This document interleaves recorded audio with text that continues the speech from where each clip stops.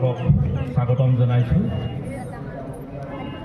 আৰু এই ডক্টৰ অমলেন্দু গুহ জন্ম শতবাৰ্ষিকী লগত সংগতি ৰাখি আজিৰ এই আলোচনা চক্ৰ আয়োজন কৰাৰ কাৰণে মই এই গ্ৰন্থমেলাৰ উদ্যোক্তাসকলক অভিনন্দন আৰু ধন্যবাদ জ্ঞাপন কৰিছোঁ।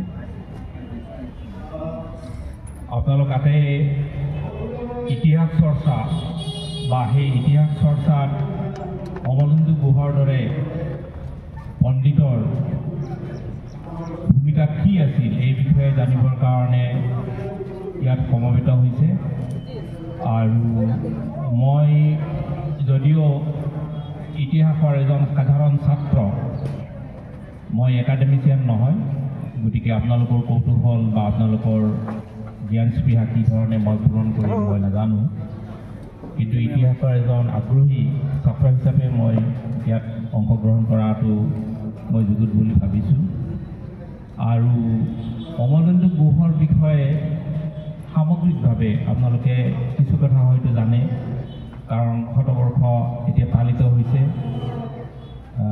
যোৱা বছৰ এটা বছৰ ধৰি পেলাই অসমৰ বিভিন্ন স্থানত আৰু যোৱা জানুৱাৰী মাহত গুৱাহাটীত সামৰণি অনুষ্ঠান অনুষ্ঠিত হৈছে আৰু অসমৰ বিদ্যুৎ মহল বা সাধাৰণ কৌতূহলী মানুহৰ কাৰণে এটা খুব আশা আৰু বিপনাৰ কথা এই যে শতবৰ্ষক কেন্দ্ৰ কৰি অমলেন্দু গুহ সম্পৰ্কে বা সামগ্ৰিকভাৱে ভাৰত বা অসমৰ ইতিহাস চৰ্চাৰ গতিধাৰা সম্পৰ্কে এটা কৌতূহল আৰু এটা আগ্ৰহ পৰিলক্ষিত হৈছে আৰু বোধ হয় তাৰ পৰিণতি স্বৰূপে জন্ম শতবৰ্ষ উদযাপন সমিতিয়ে কেইটামান গুৰুত্বপূৰ্ণ কাম কৰিছে যে অসমৰ একাধিক স্থানত গুৱাহাটীকে ধৰি ডিব্ৰুগড় যোৰহাট উত্তৰ লখিমপুৰ এইবিলাকত আলোচনা চক্ৰ আয়োজন কৰাৰ উপৰিও অমলেন্দু গুহ বিষয়ক এখন স্মৃতিগ্ৰন্থ আৰু তেখেতৰ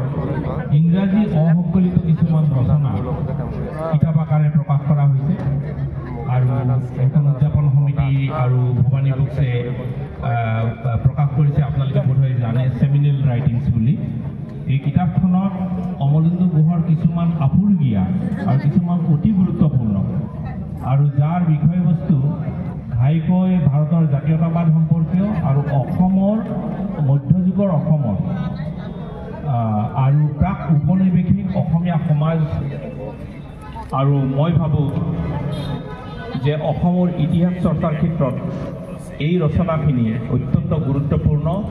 শ্ৰদ্ধাৰ জ্যেষ্ঠ সাংবাদিক মুনিন বায়ন ডাঙৰীয়াই আমাৰ এই স্মৃতিগ্ৰন্থখনি উন্মোচন কৰিব আৰু স্মৃতিগ্ৰন্থৰ সম্পাদক নীৰেণ কাকতি আৰু বিদ্যুৎ বৰুৱা দেৱক মই আগবঢ়াই দিবলৈ অনুৰোধ কৰিছোঁ।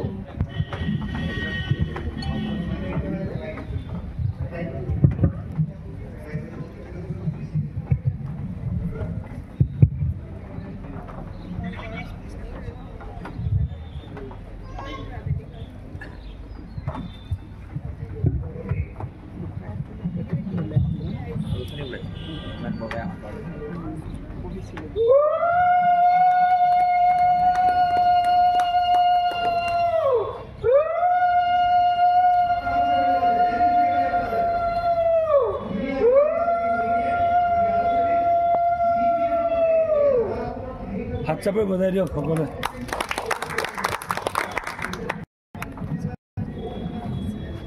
মাইক্ৰফোন দি দিয়ে।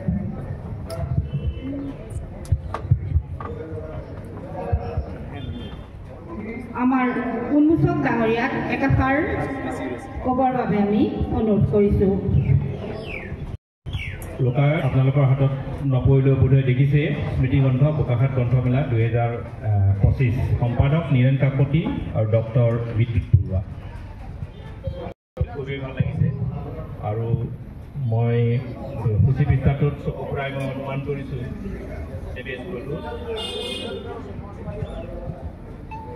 গুৰুত্বপূৰ্ণ কিছুমান লেখা ইয়াত আছে আৰু লেখকৰ ভিতৰত আছে ডক্টৰ কুলধৰ শইকীয়া, নৃত্যাচাৰ্য যতীন গোস্বামী, ডক্টৰ সূৰ্য দাস, ইছমাইল হুছেইন, দেৱব্ৰত শৰ্মা, ডক্টৰ দীনেশ বৈশ্য, ডক্টৰ নাৰায়ণ শৰ্মা, সমীৰ কাটি, দ্বিজেন্দ্ৰ নাৰায়ণ শৰ্মা, ময়ূৰ বৰা, হেম ফুকন, দিলীপ ফুকন, দীপ্তি ফুকন পালগুৰি, অপূৰ্ব প্ৰতাপ গোস্বামী, দিগন্ত ওজা,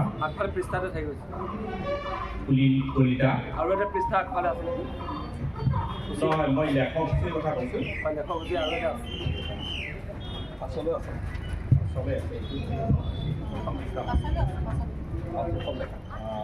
জিতুমণি বৰা, অনুজ্যোতি মহন্ত, ৰাতুল শৰ্মা, লুকুমণি বৰুৱা ভূঞা আৰু সঞ্জীৱ ডেকা, আছাদ উল্লাহ, কুলদীপ তালুকদাৰ, কল্পনা চেতিয়া, ৰবি বৰা, ডক্টৰ গায়ত্ৰী বৰা কাকতি, চেনিৰাম গগৈ, জিতু শৰ্মা ৰাজখোৱা, জীৱন নৰম, মিনতী দলে, উত্তম শইকীয়া, বুবুল শৰ্মা, সুবৰ্ণ শইকীয়া বৰদলৈ, মনালিছা শইকীয়া, ৰয়েল পেগু, ৰঞ্জু পাঠক, অজন্তা ৰাজখোৱা। গতিকে লেখকসূচীৰ পৰা আপোনালোকে অনুমান কৰিব পাৰিব যে এই ইয়াততো মই পোৱা নাই,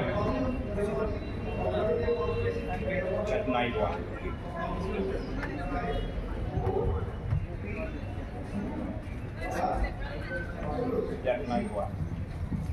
লেখাটো আছে, নামটো অহা নাই। ডক্টৰ বীৰেণ গোহাঁইয়ে লিখিছে। সাধাৰণতে আমাৰ যিবিলাক স্মৃতিগ্ৰন্থ বিভিন্ন অকেজনত প্ৰকাশ হয়, অতি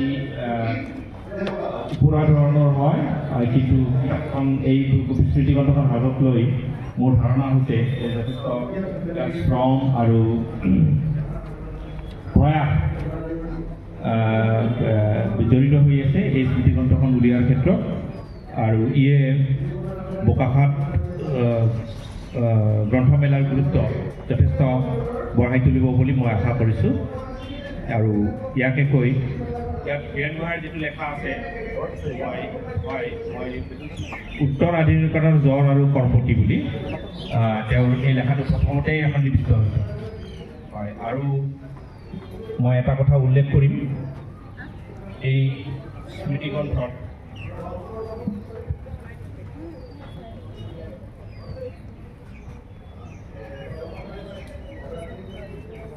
আৰু প্ৰয়াস অধ্যয়ন চক্ৰ বোকাখাতৰ তৰফৰ পৰা এই লোকায়ত প্ৰকাশ কৰা হৈছে। সম্পাদনা সমিতিৰ উপদেষ্টা আছে দিলীপ ফুকন, অপূৰ্ব বৰদলৈ, কল্পনা চেতিয়া, চেনিৰাম গগৈ, সভাপতি নিজৰা বৰঠাকুৰ, উপসভাপতি ডক্টৰ ৰবি বৰা, অজিত গগৈ, ডক্টৰ গায়ত্ৰী বৰা কাকতি, মুখ্য সম্পাদক নীৰেণ কাকতি, ডক্টৰ বিদ্যুৎ বৰুৱা, সমন্বয়ক সোণেশ্বৰ নৰহ, সম্পাদক শৰৎ হাজৰিকা, বুবুল শৰ্মা, মনালিছা শইকীয়া, অপুভৰত দাস, পল্লৱ হাজৰিকা, ঋতুপৰ্ণ দাস, মনোৰঞ্জন বড়ি, সম্পাদনা সহযোগী দীপা বৰুৱা, হিমলতা বৰুৱা, থৈবী ফুকন, ৰেৱত মহন্ত, সঞ্জয় আচাৰ্য, ৰাচনা পাতি। আৰু ইয়াৰ মূল্য নিৰ্ধাৰণ কৰা হৈছে 300 টকা। অক্ষৰ বিন্যাস মহেন্দ্ৰ দাস আৰু বেটুপাত নিতুগ্ন ৰাজবংশী। গতিকে চব দিশ পৰাই এই স্মৃতিগ্ৰন্থখন যথেষ্ট ইম্প্ৰেছিভ। ব্যক্তিকে শ্ৰদ্ধা নিবেদন কৰিছোঁ। সন্মুখত গ্ৰন্থপ্ৰেমী ৰাইজ আৰু প্ৰকাশকসকল সকলোলৈকে স্মৃতিগ্ৰন্থৰ সম্পাদক হিচাপে মোৰ শ্ৰদ্ধা নিবেদন কৰিছোঁ। এই মুহূৰ্তত এয়াই জনাব লাগিব যে এইটো এটা শুভক্ষণ। এখন স্মৃতিগ্ৰন্থ উন্মোচন কৰা মানে এটি সন্তানক জন্ম দিয়াৰ যি কষ্ট, ত্যাগ স্বীকাৰ সেয়া তাত জড়িত হৈ থাকে। এষাৰ কথা অতি মুকলিমূৰীয়াকৈ ক'ম যে এটা টাৰ্গেট লৈ যেতিয়া কাম কৰা হয় তাত কিছু ভুল ত্ৰুটি থাকি যাব পাৰে।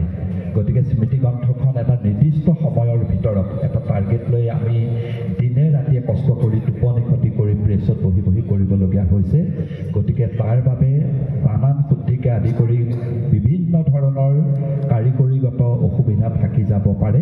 তাৰ বাবে আপোনালোকৰ ওচৰত ক্ষমা ভিক্ষা বিচাৰিছোঁ। দ্বিতীয় কথা, এই স্মৃতিগ্ৰন্থৰ নাম আমি ৰাখিছোঁ লোকায়ত। আমি লোকায়ত নামটো কিয় ৰাখিলোঁ? লোকায়ত শব্দটো আচলতে ধৰ্ম নিৰপেক্ষতাক বুজায়। কোনো ধৰ্মীয় মতবাদক ই পোষকতা নকৰে, যিটো আমি ইংৰাজীত কওঁ ছেকুলাৰ। সেই ছেকুলাৰ কথাটোত আমি খুবেই বিশ্বাসী। প্ৰয়াস অধ্যয়ন চক্ৰ ধৰ্ম নিৰপেক্ষতাৰ ওপৰত আমি অতি সজোৰে কাম কৰিব বিচাৰোঁ। গতিকে এই গোটেই যিখিনি চালি চাই আমি এই স্মৃতিগ্ৰন্থ বোকাখাত গ্ৰন্থমেলা 2025ৰ যি স্মৃতিগ্ৰন্থ, এই স্মৃতিগ্ৰন্থৰ নাম আমি ৰাখিছোঁ লোকায়ত।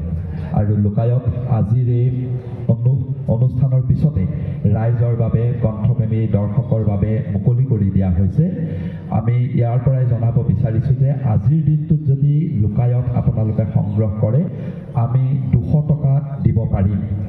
এই লোকায়তৰ মূল্য নিৰূপণ কৰা হৈছে 300 টকা, কিন্তু আজিৰ দিনটোৰ বাবে আমি 200 টকাত এই গ্ৰন্থখন আপোনালোকে আমাৰ পৰা ক্ৰয় কৰিব পাৰিব। ইতিমধ্যে আমাৰ প্ৰয়াস অধ্যয়ন চক্ৰৰ নিজা ষ্টল আছে আৰু লগতে অন্যান্য ষ্টলতো আমি এই স্মৃতি গ্ৰন্থখন এই মুহূৰ্ততে দিয়াৰ ব্যৱস্থা কৰিম। গতিকে সদাশয় দৰ্শকপ্ৰেমী গ্ৰন্থপ্ৰেমী ৰাইজে গ্ৰন্থখন ক্ৰয় কৰিব পাৰিব।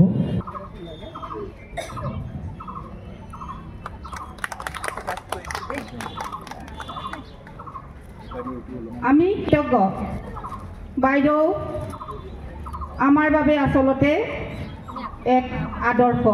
ভৱেন বৰুৱা ডাঙৰীয়াক তেখেতৰ বক্তব্য আগবঢ়াবলৈ অনুৰোধ কৰিছোঁ।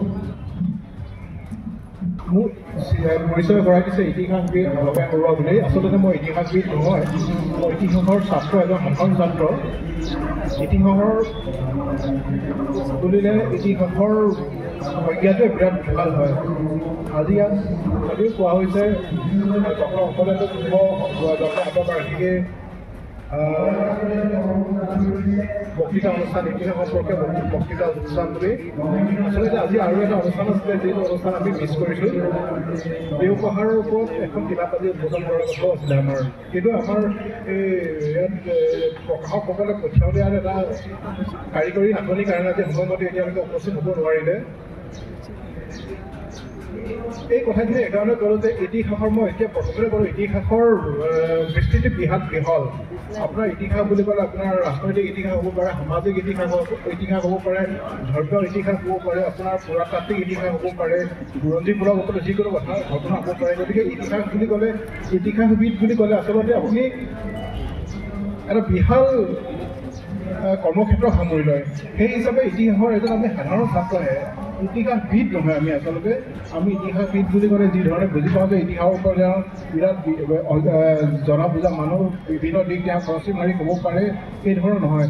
আমি সদায় শিকাৰ এটা আগ্ৰহ এটা আছে, আৰু মই ভাবোঁ ইতিহাসৰ প্ৰতি এনেধৰণৰ এটা দৃষ্টিভংগী, এটা সাধাৰণ দৃষ্টিভংগী আমি যদি লওঁ, তেতিয়াহে একচুৱেলি ইতিহাসৰ প্ৰকৃত অৰ্থটো আমি হৃদয়ংগম কৰিবলৈ সক্ষম হওঁ, আৰু ইয়ে আমাক সহায় কৰিব। ইতিহাসৰ দুটা আনুষ্ঠানিক দিশ থাকে। এটাটো হৈছে আপোনাৰ বিদ্যায়তন একাডেমিক, আৰু একাডেমিক ইতিহাস যিটো হয় আপোনাৰ, সেইটো একাডেমিক তেওঁলোকে ৰিচাৰ্চ কৰি কিবা কৰে, ডক্টৰী ডিগ্ৰী লয়, কিবা ডিগ্ৰী লয়, তেওঁলোকৰ সেইটো কাৰণে এটা বেলেগ ইতিহাসৰ সেই সংজ্ঞাটোৱে বেলেগ। কিন্তু আমাৰ কাৰণে, সাধাৰণ মানুহৰ কাৰণে ইতিহাসৰ সংজ্ঞা সদায় কি হয়?